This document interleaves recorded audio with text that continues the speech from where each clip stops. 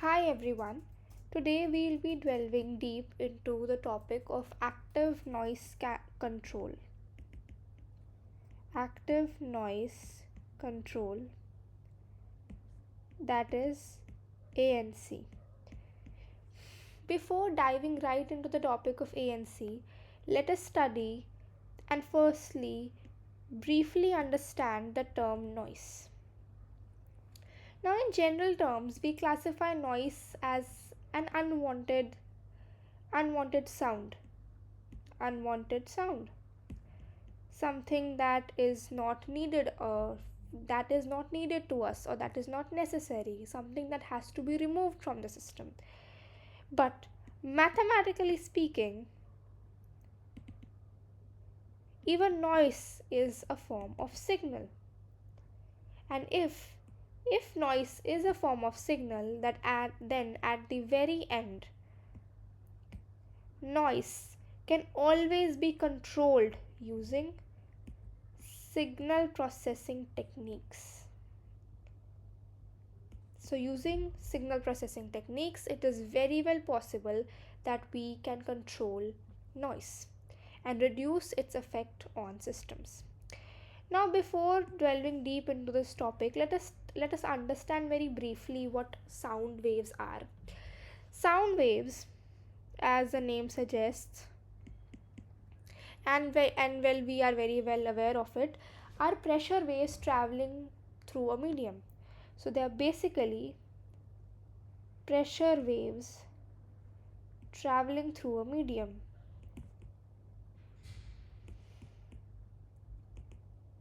Now, this is more of a physics based explanation of a sound wave.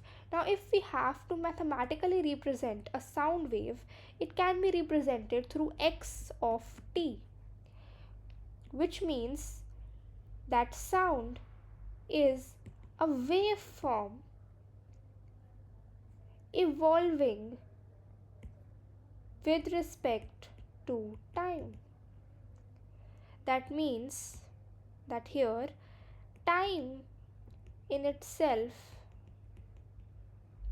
is an independent variable.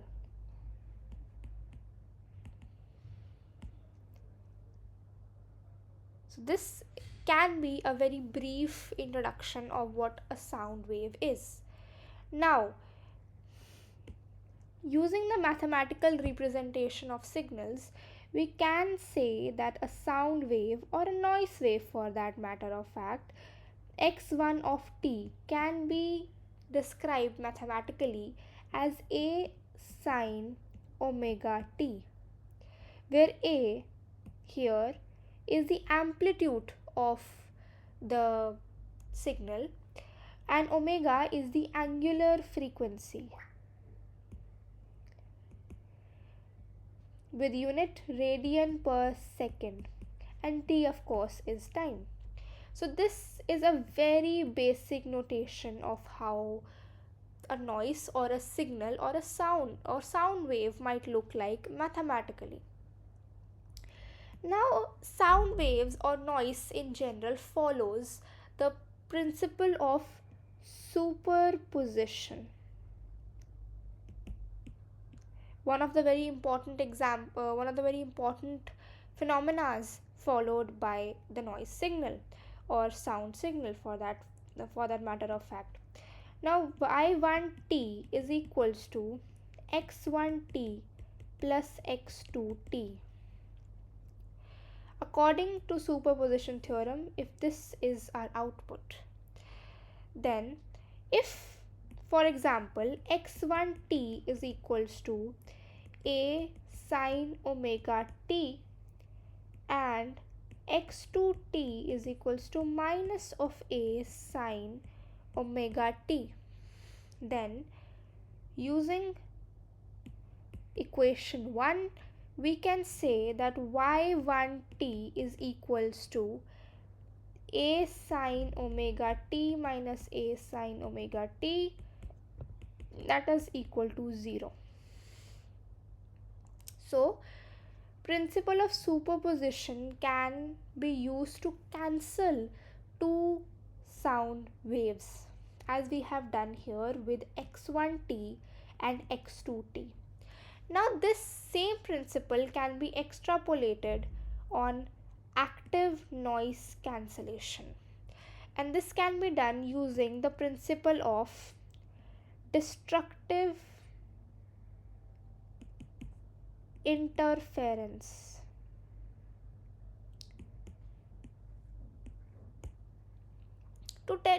To describe it in brief, it is when two signals of same strength, of same amplitude, same frequency, uh, but different phase flipped at 180 degrees are added with each other, it leads to destructive interference, or or leading to a zero value, that is no signal left. So that means if x1t again is a sine omega t, then if x2t is in destructive interference with x1t, then it is going to be at 180-degree phase shift than x1t. So it is going to be a sine omega plus pi of t, which gives us x2t is minus a sine omega t according to the property of sine. Adding x1t and x2t, we get the answer is going to be 0, because this has led to destructive interference between these two signals. Now, this destructive interference becomes the very basis of what we do in active noise, basic active noise control systems. Now, even when it comes to noise, in the real world, even noise, as we say, is not purely sinusoidal. It is a mixture of different frequencies at different amplitudes. For example, if the noise is d of t, then it is a mixture of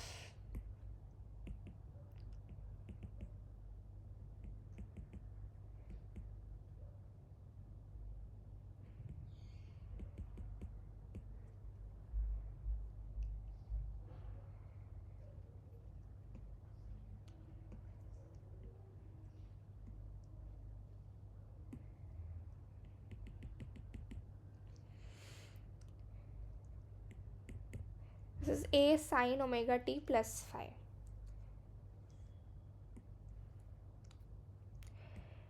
In real life, even noise is a summation of different types of sinusoidal frequencies at different amplitudes, and cancelling these types of noises just using this destructive interference technique alone might become difficult, because we will not be aware of what the noise might look like.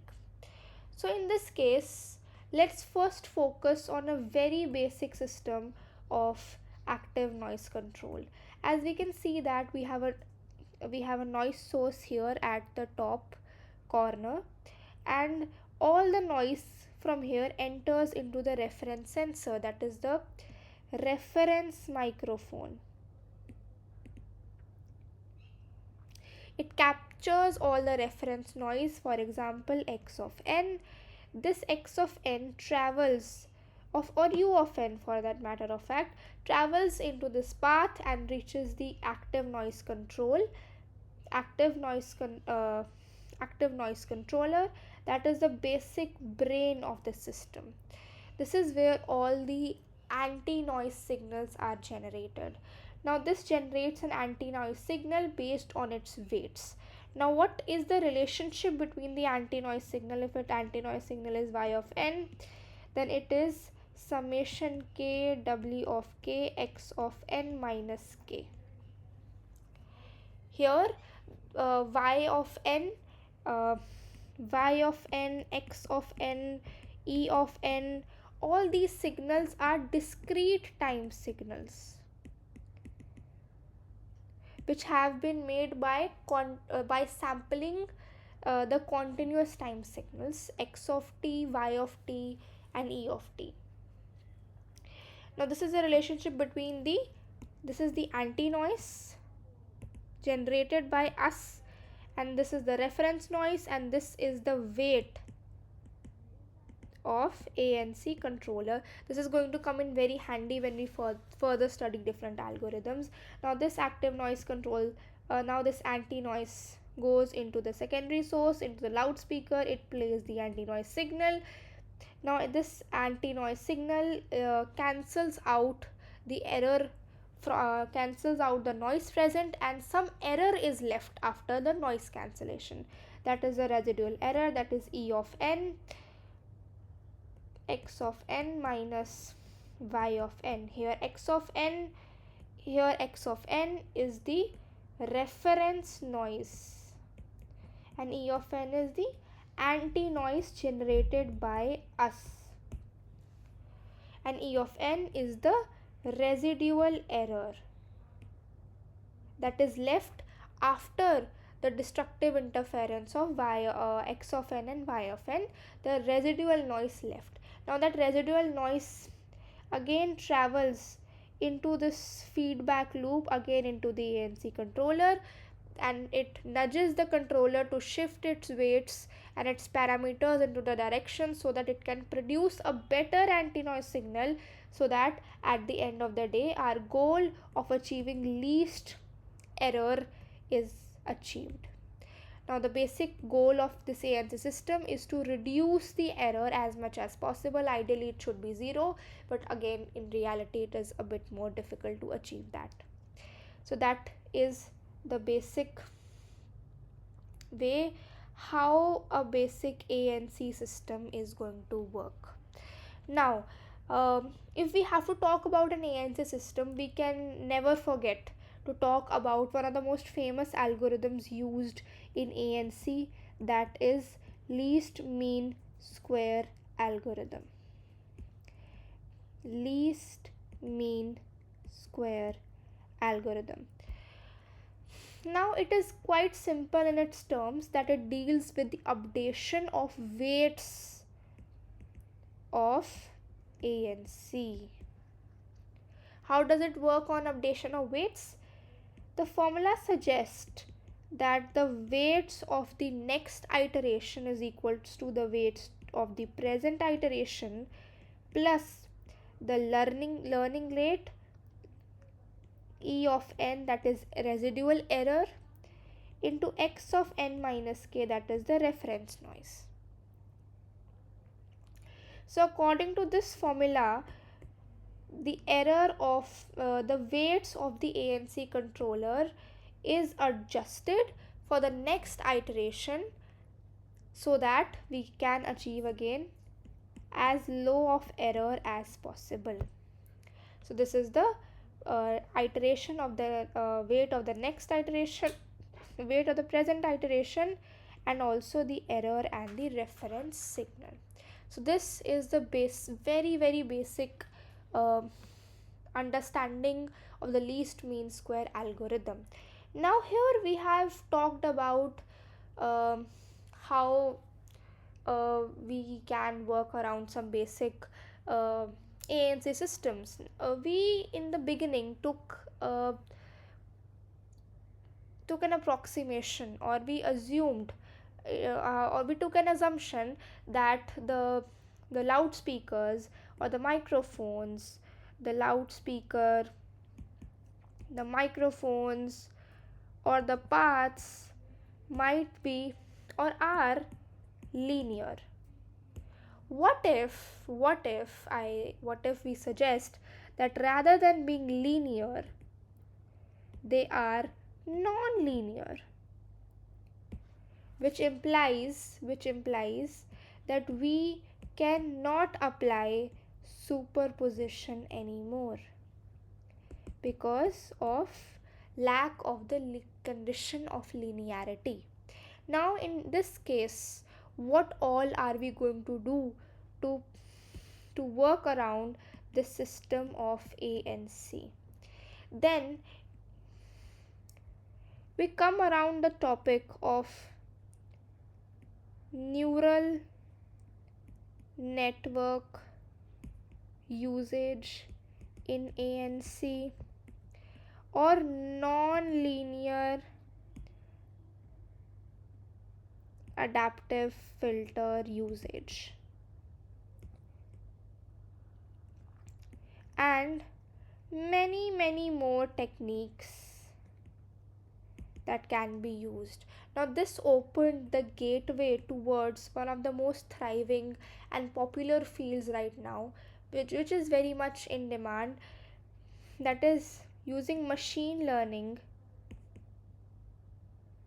in active noise control applications. Again, this is uh, a topic of another lecture altogether, which is, and this in itself is an emerging field and has a great scope of research.